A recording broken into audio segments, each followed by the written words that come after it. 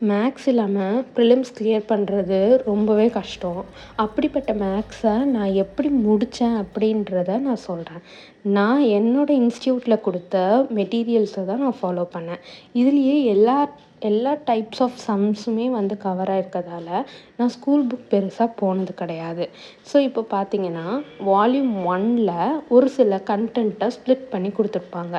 For example அப்படின்ட்டு இப்போ வந்து எல்சிஎம் ஹெச்சிஎஃப்ல 91 சம்ஸ் கொடுத்துருக்காங்க. ரேஷியோ அண்ட் ப்ரொபோர்ஷனில் 1:7 இந்த மாதிரி எனக்கு கொடுத்ததால நான் இந்த டாபிக் எடுத்து அந்த சம்ஸ் எல்லாமே வந்து போடுவேன். இது எனக்கு வந்து ஒரு டாபிக் எடுத்தால் அந்த டாப்பிக்லேயே ஃபுல் ஃப்ளெஜ்டாக வந்து முடிக்கணும். அப்போ தான் வந்து எனக்கு அது ஒரு சாட்டிஸ்ஃபேக்ஷன் இருக்கும். ஸோ நான் இப்படி தான் முடித்தேன். இதை தவிர்த்து நான் எந்த ஸ்கூல் புக்குமே நான் வந்து ரெஃபர் பண்ணலை. எனக்கு வந்து மோஸ்ட்டாக சம்ஸ் வந்து கான்செப்ட் வந்து ரொம்பவே படிக்கணும். கான்செப்ட் டீப்பாக படிச்சுட்டா ஒரு ஃபார்முலா இருக்குது, அந்த ஃபார்முலாவோட தியரி என்னென்னு நான் படிச்சுட்டேன் அப்படின்னா அந்த டைப்பில் இருக்க சம்ஸ் எல்லாமே நான் போட்டுருவேன். இது எல்லாமே என்னோடய சொல்யூஷன்ஸ்.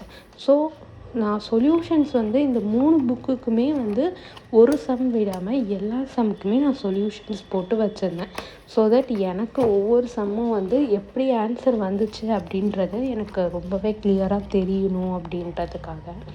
அண்டு ஷார்ட்கட் இருந்தால் அதை உங்களுக்கு ஏற்ற மாதிரி உங்களுக்கு புரிகிற மாதிரி எழுதி வச்சுக்கோங்க. இப்போ நான் வந்து எனக்கு டங்கிலீஷில் நான் எழுதியிருக்கேன்.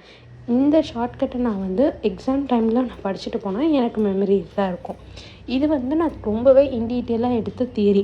ப்ராப்பர்ட்டிஸ் ஆஃப் ட்ரையாங்கிளோட ஆங்கிள் எப்படி இருக்கும், டைப்ஸ் ஆஃப் ட்ரையாங்கிள், இந்த மாதிரி ஒவ்வொரு ஷேப்புக்கும் நான் எழுதி வச்சுருப்பேன்.